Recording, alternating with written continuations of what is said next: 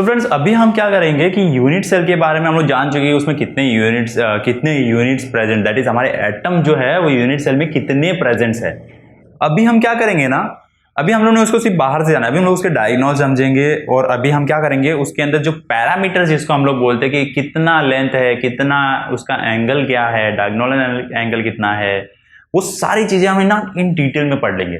तो उसमें हमारे पास डिफरेंट एटम्स जो है, हमें डिफरेंट टाइप के जो यूनिट सेल है उन सबका हम लोग जानेंगे। सबसे पहले एक यूनिट सेल मैं यहाँ पे बना रहा हूं, आप ध्यान से देखिए, ये जो हमारा यूनिट सेल है, ठीक है। अभी हम क्या करते हैं ना, इसका जो ये लेंथ है इसको हम लोग बोलते हैं लेंथ, जो हमारा आता है ना इसके अंदर, ये हमारा लेंथ होते हैं, ठीक है। तो एक बार कंसीडर कर लो, चलो ये ए है हमारा, ये इतना हमारा ए है, ठीक है, ये हमारा बी है, मतलब इसका लेंथ ए है, इसका लेंथ बी है, और ये कंसीडर कर लो कि इसका लेंथ सी है, ठीक है। अभी क्या होता है ना, ये जो है, ये ले लो, ये हमारा एंगल होता है। अभी ये ए से जब हम, ये जो है ये वाला एंगल जो है इतना, ये तीन एक्सेस हमें मिलते हैं, वाई एक्स और जेड एक्सेस हमें मिलती है, हमें ये मिल गया। अब ये जो एंगल जो होता है ना, ये एंगल हमें पता रहना। तो एंगल हमेशा मोस्ट ऑफ टाइम अगर आप सिंपल यूनिट सेल देखोगे तो उसमें आपको ये हमेशा 90 डिग्री मिलेगा, ये 90 डिग्री एंगल हमेशा रहेगा। तो ये आपको याद रखना है कि ये वाले जो एंगल होते हैं ना, ये क्या, ये एंगल्स हमें याद रखना है, ये हमारा लेंथ हो जाता है इसका, और ये हमारा एंगल जो डिफरेंस, जो एंगल डिफरेंस जो है ये हमें मिल जाता है। तो ये एक्सेल आपको याद रखना कि एक्सियल हमारे एक्स वाई जेड एक्सेल, ये एकदम सिंपल सा है कि अगर आप जिस रूम में बैठे होंगे उस रूम का अगर आप कोई कोना पकड़ लो तो उस कोने के अंदर आपको हमेशा तीन चीजें आके मिल रही है ना, तो आपका एक क्यूबिक, एक तरह से ये भी आपका क्यूबिक सेल ही है। जो आपका रूम जिसमें आप बैठे हो, जो क्लास आपका है, उस क्लास के अंदर अगर आप देखोगे चारों तरफ तो आपको ये भी एक क्यूब ही दिखेगा, आप क्यूब के अंदर हो।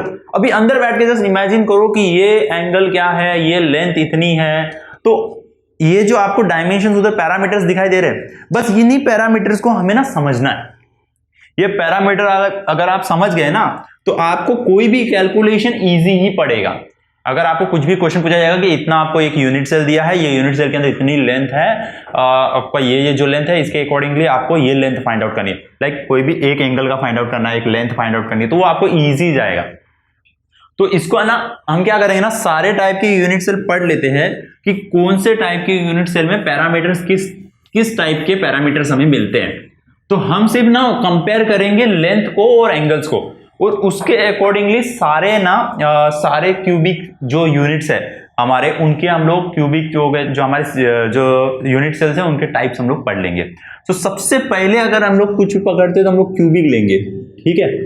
अभी जो क्यूबिक जो होता है ना, क्यूबिक मैंने अभी यहां पे ड्रॉ किया था, ऐसा था आपका, ठीक है। तो इसमें हमेशा A will be equals to B and B will be equals to C। तो ये हमारी लेंथ हो गई, ठीक है, ये हमारे लेंथ है। हमेशा क्यूबिक में आपको A will be equal to B, B will always be equal to C, ठीक है, ये हमेशा फिक्स रहेगा ऐसा। और वही उसमें अगर हम लोग एंगल्स देखेंगे तो अभी एंगल में मैं आपको एक चीज बता देता हूं, ये जो होता है ना हमारा, जैसे हमने A, B और C ये कंसिडर किया था, वैसे ही हम एंगल्स को भी कंसिडर करेंगे। तो एक आपका जो एंगल रहेगा वो रहेगा अल्फा, एक आपका रहेगा बीटा, एक आपका हमेशा रहेगा जो है गैमा, अल्फा बीटा गैमा, ये तीन एंगल आपके इसमें हमेशा रहते हैं। तो अगर क्यूबिक को अगर हम लोग कंसिडर करते हैं तो एंगल्स किस टाइप के रहते हैं वो देख लेते हैं हम लोग। Alpha will always equals to beta and beta will always to gamma and this all will be equal to 90 degree। so ये जो है ना, हमेशा अगर आप क्यूबिक को लोगे तो हमेशा आपको ये जो एंगल और ये लेंथ है ये हमेशा ऐसा ही रहेगा। अगर किसी का भी जो लेंथ है वो इक्वल है, एंगल जो फॉर्म हो रहा है वो 90 डिग्री है, कोई भी एंगल अगर आप देखोगे तो आपको 90 डिग्री दिख रहा है, दैट मीन्स वो जो आपका है क्यूब है आपका। उसके बाद में हम लोग अगर एग्जाम्पल के तौर पे अगर हम लोग लेना चाहे तो टेट्रागोनल हम लोग ले सकते हैं। टेट्रागोनल हम लोग लेंगे, कंसिडर करेंगे टेट्रागोनल अगर हम लोग लेते हैं तो उसमें जो हमारे एंगल्स रहते हैं वो लेंथ यही रहते हैं। यहां पे क्या होता है ना, अभी यहां पे एक डिफरेंस आ जाएगा आपका कि लेंथ में a will be equals to b and but b will not equals to c। और एंगल अगर आप देखना चाहोगे तो एंगल सबके क्या रहेंगे, 90 डिग्री ही होंगे। तो आप ऐसा बोल सकते हो alpha will equals to b and b gamma and 90। तो ये आपको ऐसे ही मिलेगा। उसके बाद में अगर टेट्रा हो गया, टेट्रा के बाद में हम ऑर्थोगोनल ले लेते हैं। ऑर्थोगोनल अगर आप लेते हो, just a minute, sorry friends, मैं यहां पे एक मिस्टेक कर दी, मैं आपको बता दूं, ऑर्थोरोम्बिक होता है हमेशा। क्या होता है ना, टेट्रागोनल बोल सकते, क्यूबिक अगर आपको अगर देखते हो आप कोई भी में तो आपको रोम्बिक मिलेगा। ऑर्थोरोम्बिक अगर आप लोगे तो ऑर्थोरोम्बिक में आपको जो पैरामीटर्स मिलेंगे वो a will not be equal to b, कभी भी नहीं रहेगा, b will not be equal to c, और एंगल जो हमें जो मिलेंगे वो हमेशा 90 रहेंगे। तो ये हमारा ऑर्थोरोम्बिक हो गया। ऑर्थोरोम्बिक अगर हमारा हो जाता है तो उसके बाद में हम लोग देख सकते हैं मोनोक्लोनिक देख सकते हैं। मोनोक्लोनिक में क्या होगा, मोनोक्लोनिक में भी ये वाले जो तीनों है ना ये इक्वल नहीं रहेंगे। इसके साथ साथ में अल्फा और गामा 90 रहेगा बट बीटा 90 नहीं रहेगा। बीटा हमारा 90 नहीं देगा। अल्फा और गामा ये हमारा 90 है इसमें, बीटा हमारा 90 नहीं है। मोनोक्लोनिक हो गया। मोनोक्लोनिक होने के बाद में हम लोग देखेंगे हमारा ट्राइक्लिनिक। इसमें अल्फा विल नॉट, ये जो है ये हमेशा इसमें क्या होगा ना, ट्राइक्लिनिक अगर आप जब देखने चाहोगे तो ट्राइक्लिनिक के अंदर हमेशा आपको ये वाले इक्वल नहीं मिलेंगे, b will not be equal to c, b कभी भी c को इक्वल नहीं रहेगा।